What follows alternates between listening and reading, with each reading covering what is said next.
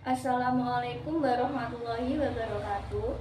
Yang terhormat kepada Ibu Ike selaku dosen pengampu mata kuliah BK Perkembangan, saya Devika Loginasri, kelas 1A, Prodi Bimbingan Konseling dengan MPM 007. Di sini saya akan menyelesaikan tugas UTS yang telah diberikan oleh Ibu.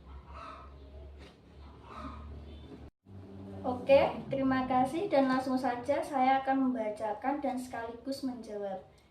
Yang pertama, jelaskan sejarah awal lahirnya bimbingan dan konseling di Amerika dan di Indonesia.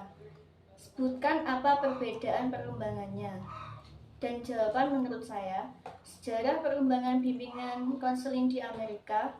Bimbingan dan konseling sebagai profesi pertama kali lahir di Amerika pada awal abad ke-20, yaitu ketika Frank Person membuka klinik di Boston untuk memberi pengarahan kepada para pemuda untuk memperoleh pekerjaan yang sesuai. Pada tahun 1950-an, bidang ini mengalami perkembangan yang sangat pesat, bukan hanya dalam bidang pekerjaan, tetapi merambah pada bidang pendidikan. Dari segi wilayah geografis, bimbingan dan konseling hanya di Amerika, tetapi perkembangan menjalar ke Eropa, Asia, Afrika, Amerika Selatan, dan Australia. Tahun 1970 sampai 1980, bimbingan dan konseling masuk ke dalam kurikulum sekolah menengah di negeri yang mengambil sistem pendidikan barat. Munculnya bimbingan dan konseling di Amerika pada awal abad 20 merupakan tuntunan logis dari dinamika masyarakat Amerika ketika itu. Sebagaimana diketahui bahwa pandangan hidup masyarakat Amerika dan Barat pada umumnya bersumber dari budayanya yang sekuler dan liberal. Oleh karena itu, filosofi dari bimbingan dan konseling di sana juga tak terlepas dari paham sekuler dan liberal. Meskipun konsepsi bimbingan dan konseling di Barat dilahirkan oleh para ahli yang tak diragukan. Yang kedua, sejarah perkembangan bimbingan konseling di Indonesia. Sejarah lahirnya bimbingan dan konseling di Indonesia diawali dari masuknya bimbingan dan konseling. Dulunya bimbingan dan penyuluhan di lingkungan sekolah. Pemikiran ini diawali sejak tahun 1960. Hal ini merupakan salah satu hasil konferensi Fakultas Keguruan dan Ilmu Pendidikan yang disingkat FKIP, yang kemudian menjadi IKIP di Malang tanggal 20 sampai 24 Agustus 1960. Pada perkembangan berikutnya, yakni pada tahun 1964, IKIP Bandung dan IKIP Malang mendirikan jurusan bimbingan dan penyuluhan. Pada tahun 1971, berdiri proyek Perintis Sekolah Pembangunan yang disingkat PPSIP pada 8 IKIP, yaitu IKIP Padang, IKIP Jakarta, IKIP Bandung, IKIP Yogyakarta, IKIP Semarang, IKIP Surabaya, IKIP Malang, dan IKIP Manado. Melalui proyek ini, bimbingan dan penyuluhan dikembangkan juga berhasil disusun pola dasar, rencana, dan pengembangan bimbingan dan penyuluhan. Pada PPSP lahirnya kurikulum 1705 untuk sekolah menengah atas, di dalamnya memuat pedoman bimbingan dan penyuluhan. Tahun 1975 untuk sekolah menengah atas, di dalamnya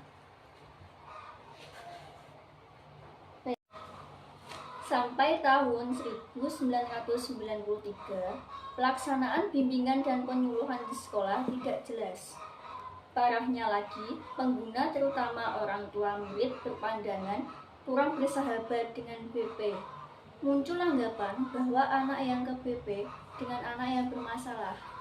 Kalau orang tua murid diundang ke sekolah oleh guru BP, dibentak orang tua berpikir bahwa anaknya di sekolah mesti bermasalah atau ada masalah, hingga lahirnya SK Menpan dengan nomor 83 tahun 1993 tentang jabatan fungsional guru dan angka kreditnya yang di dalamnya termuat aturan tentang bimbingan dan konseling di sekolah.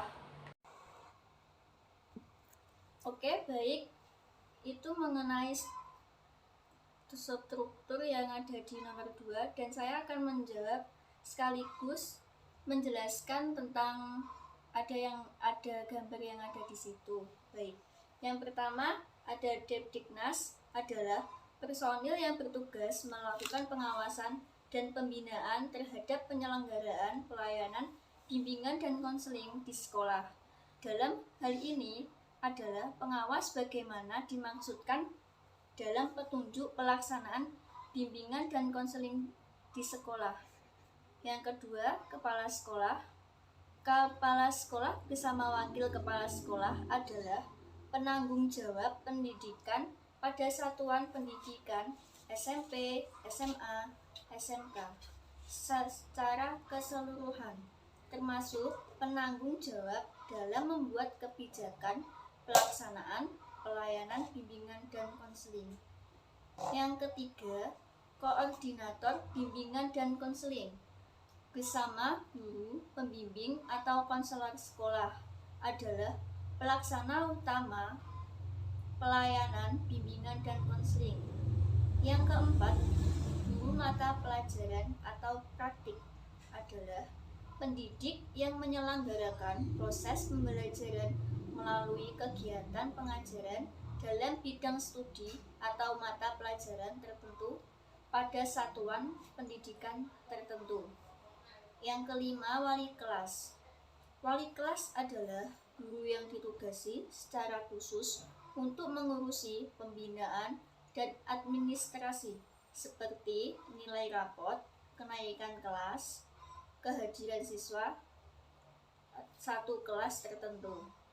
Yang keenam, siswa adalah peserta didik yang menerima pelayanan pengajaran, praktik atau latihan dan bimbingan di SMP, SMA, dan SMK. Yang ketujuh, ada tata usaha. Tata usaha adalah pembantu kepala sekolah dalam penyelenggaraan administrasi dan ketata usahaan. Yang kedelapan, ada komite sekolah. Komite sekolah adalah organisasi yang terdiri dari unsur sekolah, orang tua, dan tokoh masyarakat yang berperan membantu penyelenggaraan satuan pendidikan yang bersangkutan.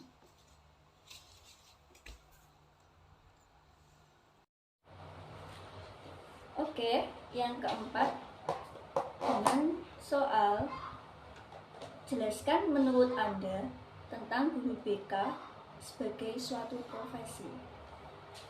Menurut saya, guru BK sebagai suatu profesi adalah suatu hubungan yang saling berkaitan di mana terdapat proses membantu orang lain atau biasa dikatakan membimbing orang agar orang tersebut memiliki pribadi yang lebih baik dalam memahami dirinya. Dan guru BK dapat mengikuti pelatihan konseling agar guru BK dapat memiliki pengalaman sebagai bahan acuan dalam memberikan suatu arahan atau pedoman. Baik, terima kasih. Itu tadi jawaban menurut saya. Jika mungkin ada kesalahan kata atau kesalahan ucapan, saya minta maaf yang sebesar-besarnya. Wassalamualaikum warahmatullahi wabarakatuh.